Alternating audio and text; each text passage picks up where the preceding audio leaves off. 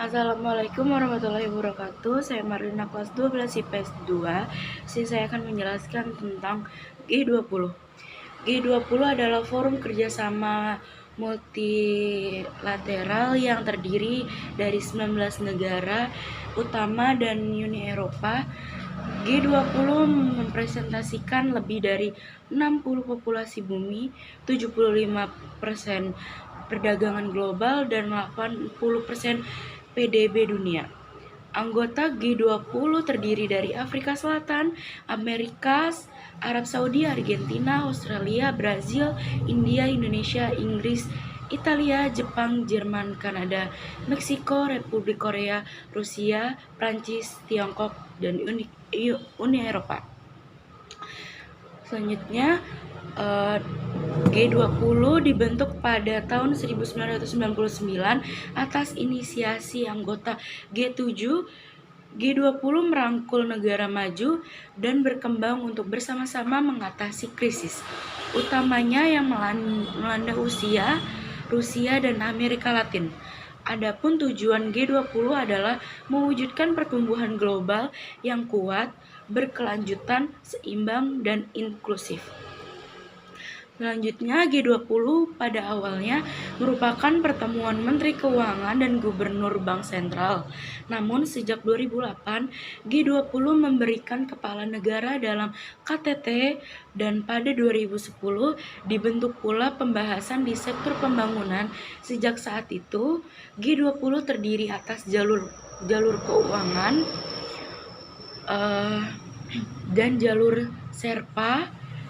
Sherpa diambil dari istilah untuk pemandu di Nepal, menggambarkan bagaimana para Sherpa G20 membuka jalan menuju KTT. Ada juga peran nyata G20, yaitu penanganan krisis keuangan global 2008.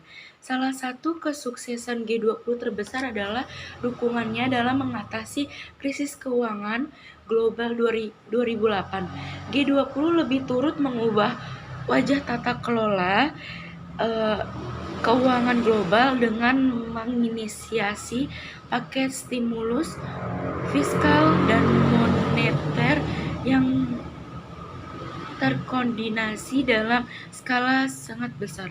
G20 juga mendorong peningkatan kapasitas pinjaman IMF serta sebagai development banks utama. G20 dianggap lebih membantu dunia kembali ke jalur pertumbuhan serta mendorong beberapa reformasi penting di bidang finansial, dan juga ada kebijakan pajak. G20 telah memacu OECD untuk mendorong pertukaran informasi terkait pajak.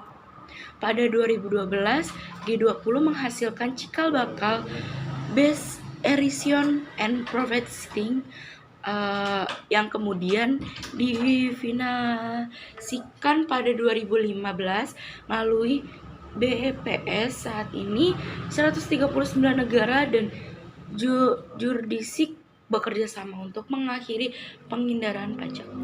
Selanjutnya ada kontribusi dalam penanganan pandemi COVID-19. Dan itu juga ada isu lainnya. G20 berperan dalam isu internasional lainnya, termasuk perdagangan, iklim, dan pembangunan pada 2016. Setelah itu, Presidensi G20, Indonesia memegang presidensi G20. Berbeda dari kebanyakan forum multilateral, G20 tidak memiliki sekretariat tetap. Fungsi presidensi dipegang oleh salah satu negara anggota yang berganti setiap tahunnya.